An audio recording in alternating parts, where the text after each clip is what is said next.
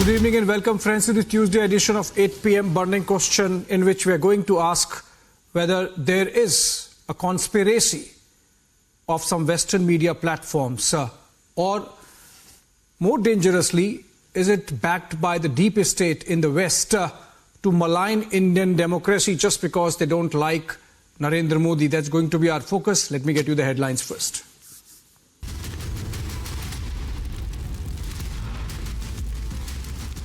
Big setback for Arvind Kejriwal as High Court dismisses Kejriwal's plea against arrest.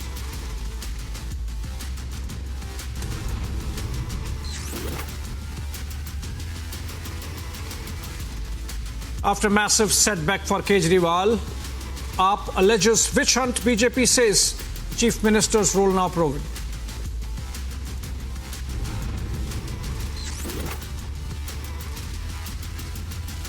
BJP tries to make inroads in Tamil Nadu as Prime Minister Modi holds mega roadshow in Chennai.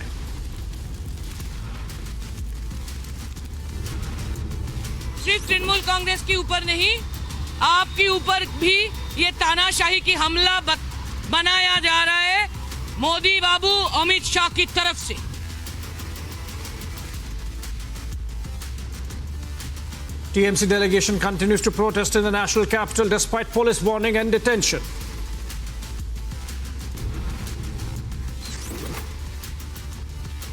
NIA moves Calcutta High Court, seeks quashing of FIR filed by Mamata's police.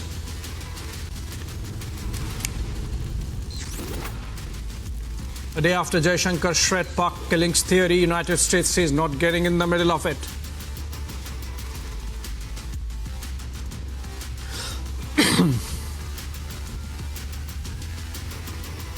Good evening, friends. The rise of India under Narendra Modi has made him a leader with mass popularity not seen in recent times in Indian politics.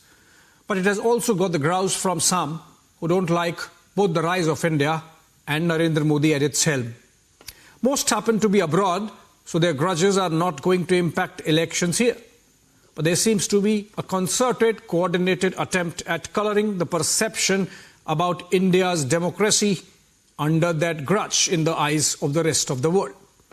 In the last 5 days, 5 Western media platforms, and I name them: Bloomberg, Financial Times, Economist, Guardian, and Canadian Broadcasting Corporation, have pushed stories and opinion pieces that have used the power of suggestion to make India look like a compromised or a weak democracy under a strongman leader. What's the truth? Not about democracy. We are as strong as the mountains, but about this concerted attempt at hitting India amid an election cycle. Look at this report and I come back to discuss. The sleeper cell of the Western media is awake. The lobby continues to needle and lecture India. After targeting Prime Minister Modi, after all their attempts fall flat, now the Western media has demeaned Indian voters. The Western media is seen as running a sustained campaign aimed at undermining Prime Minister Modi's public image ahead of the Lok Sabha elections this month. An article published in London-headquartered publication The Economist, questioning the electoral choices of India's elite in favouring a populist like Prime Minister Narendra Modi over others, has triggered a strong backlash in the country. The Economist piece, published last week, opined that Modi has bucked the global trend where elites usually didn't support a populist leader. The British publication used the word elite for anyone with a university degree. Additionally, it also clubbed the upper middle class, a section of population concentrated primarily in cities, under the elite bracket. Drawing its conclusions about Modi's popularity, The Economist cited 3 factors behind the Indian leader's approval ratings: class politics, economics, and elite admiration for strongman rule. Why must the Western media lecture India? That is the burning question.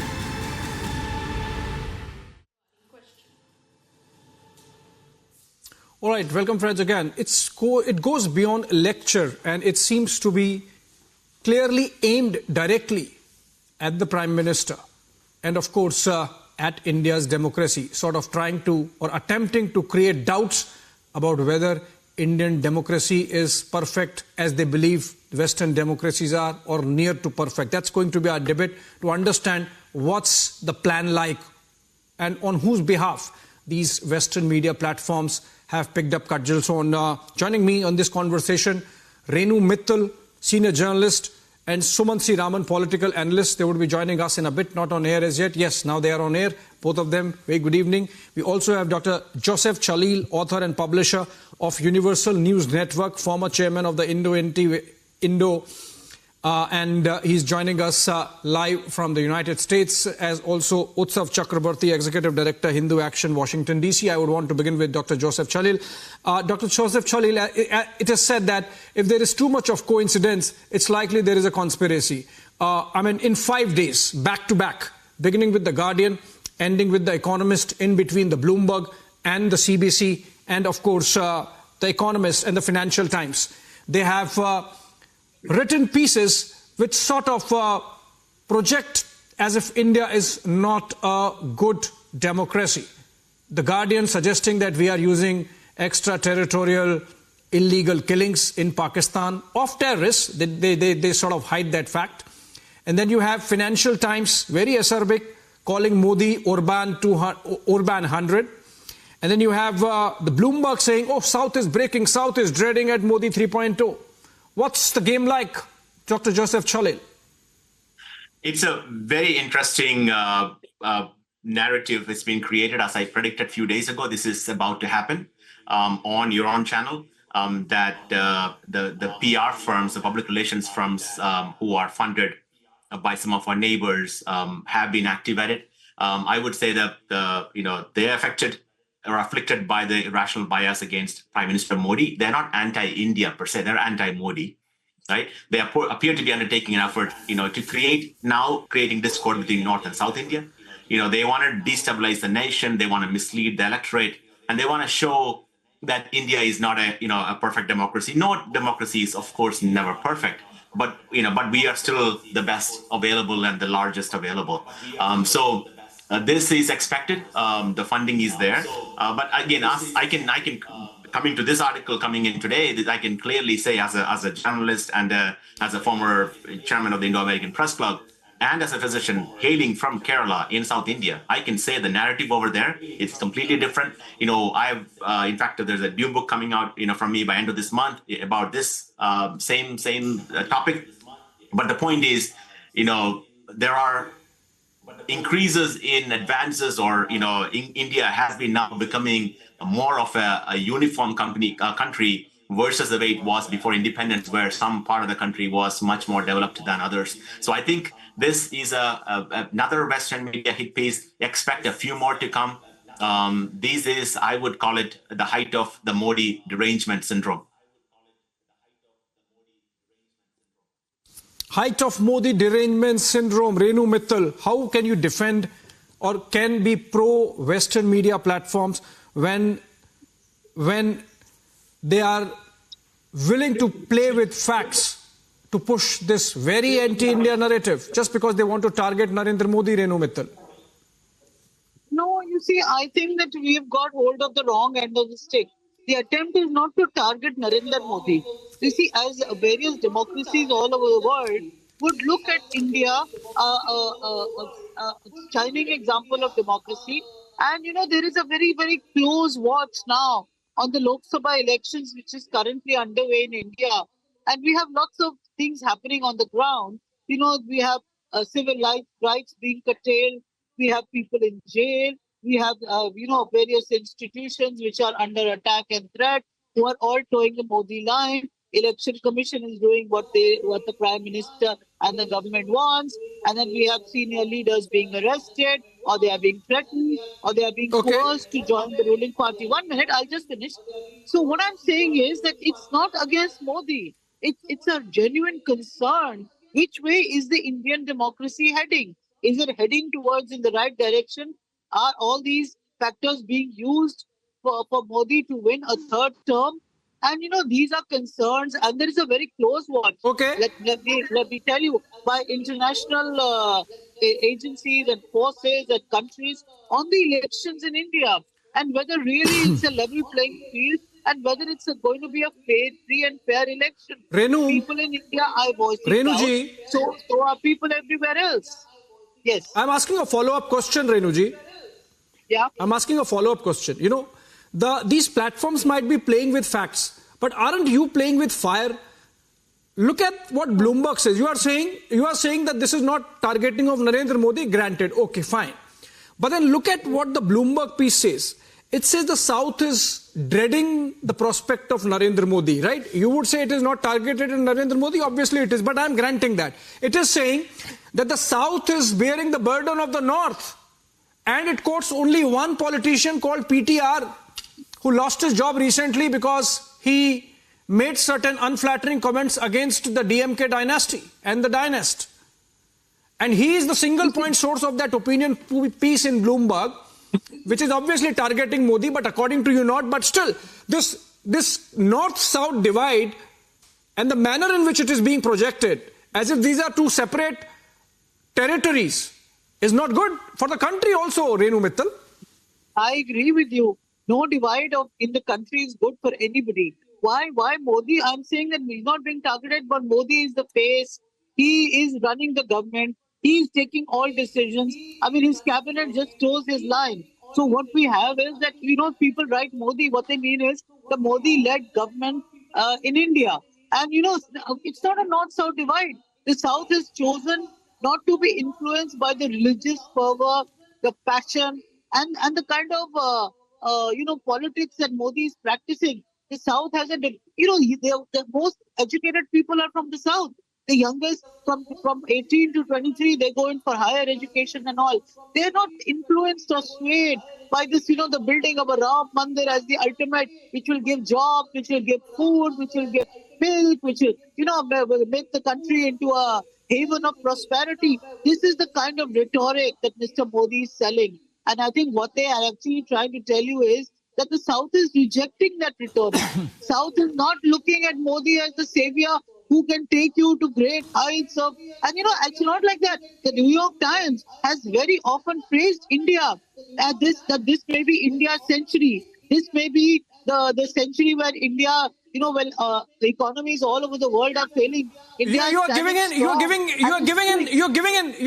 Renu, you are contradicting yourself. No. Essentially, you are giving in the sense that because this is election cycle, there is a concerted attempt. You are agreeing with my theory that this is election cycle and there is a clear concerted attempt at influencing public opinion. Because remember, even if nobody or not many read Financial Times or The Economist in the country, these voices and noises get amplified if the like-minded people, which includes you, pick it up and show, oh, see what the world is talking about. But let me get others involved. Utsav, the CBC, which is Canadian government broadcaster, public broadcaster, came out with a report 3 days back suggesting that India, along with Pakistan, sort of tried to influence the last two elections in Canada.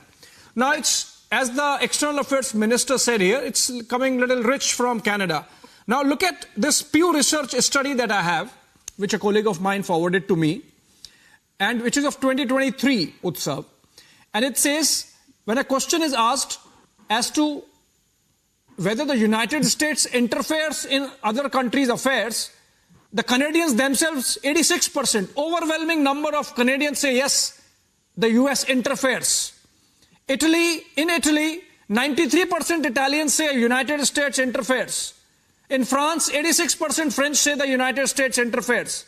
In Poland, 79% Poles say that United States interferes. But then the story is about India interfering. So obviously, this is a plan. This is a conspiracy, Utsav. So these media houses go by a playbook. So see, in Canada right now, the current Trudeau government is smarting from its failure on the issue of the Khalistani terrorist who was killed in Canada by somebody. And so far, because they are smarting from that issue, they are unable to try to get back with, proper evidence, proper narratives. So they are using the state broadcasting corporation to target India, especially the current Modi government, because they do not like India as a country right now, because it doesn't toe the line of these countries. Before, historically, we used to be much weaker in the foreign policy positions. So that is something that you have to be cognizant of, that they are retaliating towards India's independence and growth and rising power at the foreign policy multilateral forums. Number two, in terms of interference and all these media articles that are coming, they are following just a playbook. In 2014, there was a playbook. They were following that. They targeted Modi in 2014 also. In 2019 also, they targeted Modi. So it's a pattern. Okay. Every elections they would target. And you have to understand that most importantly, this playbook changes every couple of years. So 2 years ago, the playbook was that there is going to be a genocide of millions of Muslims in India. And they played that playbook for 2 years until the state elections happened. And then that playbook ran out. They realized that there are probably more people getting killed in shootouts in American cities on a weekend than the number of people who got killed in India in riots. And then that playbook stopped. So the new playbook is that democracy is dying in India. They will continue this playbook until the end of June. And they will run out of it, and then they will come to something new. Maybe they will come to, if Modi wins, they will come to India being a dictator. Sumant Raman. Sumant Raman. Sumant Raman. Why this smile? I mean, why this smile? You are in agreement with this smile, or you are in disagreement with this smile with Utsav? I'm vastly amused that we have two people sitting in among the most liberal democracies in the world and pontificating on how things are in India, which I find absolutely hilarious. I mean, the gentleman at the start of the program said all states in India and the level of government of southern part of India is completely different from what has happened in the north. Can you correct your audio, please? If need be, can you disconnect and connect again? Because there seems to be some audio issue. We are not able to hear you. Yes, better now. Please go ahead. Better now? Just yes, 1 second. It is better now. Please go ahead. See, Abhishek, my point is very simple. This development or whatever is written about it is something that we have to look at and see if it is anything which we need to take corrective measures. Abusing the journals or the newspapers is not the solution. The solution is not to say... Nobody is abusing them, Sumant Raman. We are being very polite. In fact, they are sort of very subtly abusing Indian democracy. We are not abusing them. We are just bringing out the element of plan, concerted attempt / conspiracy to malign Indian democracy. Hypocrisy is people sitting in United States and Canada talking about democracy in India. Let them come and live here. These are people of Indian origin. That's why we have them. It's not about United States. Don't give us Gyan sitting in the US. Enjoying a liberal democracy, please don't give Gyan, sir. Don't sit in the United States and Canada. Okay, Joseph Chalil, would you want to respond to that? Joseph Chalil. Sumant Raman says that you are living in one of the most liberal democracies of the world. You are able to say what you are able to say. Sumant Raman suggests that kind of freedom is not available to Indians in India. Even though Sumant Raman every day, as also Renu Mittal, though of course not as frequently, come and say on national television whatever they have to say. In fact, that is so far fact away from the truth because I come to India maybe 3-4 times a year and more often, and I manage an India-based newspaper for Indian Americans, manage Indian journalists, and was the chairman of the Indo-American Press Club. And I love my country of origin more than anything else, and I want India to succeed. So when you see the foreign media slamming, the timing is very unique, even though there might be some facts to it, biased opinions. Which country's citizen are you? They call it critical allegations, are unfounded. So I can clearly say this is very similar. That does not matter, Sumant Raman. It does matter. It does matter because it is hypocrisy max. If you have given up your Indian citizenship, taken up an American citizenship, and now you sit there in a liberal democracy and give us Gyan and pontificate. Utsav wants to respond. Tamil Nadu and Uttar Pradesh are equally developed. God help you. I'm sorry. That is appalling hypocrisy. I stay in Tamil Nadu. clearly not stating that. Gross enrollment Utsav. ratio in the country. Utsav. Highest women participation in Sumant labor Raman, force in the country. Sumant Raman, are you going to secede after Modi 3.0? Please tell me. You are saying that Tamil Nadu is more developed than Uttar Pradesh. Are you in agreement with Bloomberg that South is going to secede from India? But I'm sorry. So I just wanted to reply to Sumant. Nobody said that one is more developed than the other. He's just putting words into our mouth now. And point number two is that he is very eager to accept foreign media outlets with billions of dollars from backing from private sources as true. So he's taking them seriously, but he's not willing to take people of Indian origin carrying Indian passport, as in my case. Let me get Renu and Sumant Raman versus. Okay, let me get Renu and Sumant Raman. Okay, Utsav, let me get Renu and Sumant Raman. Renu, just look at this argument by Bloomberg, which Sumant Raman seems to be agreeing. Please tell us whether you agree.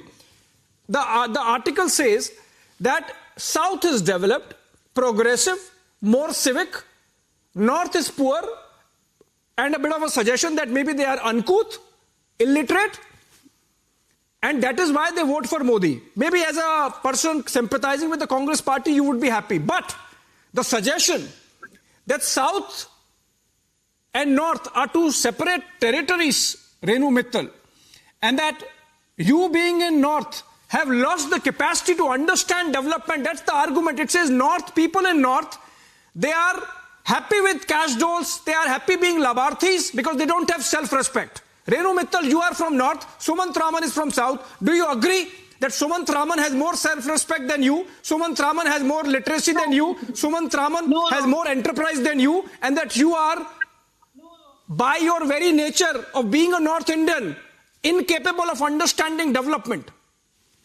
No, it's not really as black and white as you are portraying it to be. What I think the article is really trying to say is... I am not portraying, Bloomberg is portraying, I am not portraying, The Economist is portraying, I am not portraying, The Financial Times is portraying. Whoever, what they're probably trying to say is that the South is not adopting Modi the way that the North is. Now, when you look at the politics of Mr. Narendra Modi, you would want to ask... But do you agree with that? Why? Do you agree with that? Why? That you don't have basic sensibility of what is development, you don't have basic aspiration, you don't have the sense of having self-respect.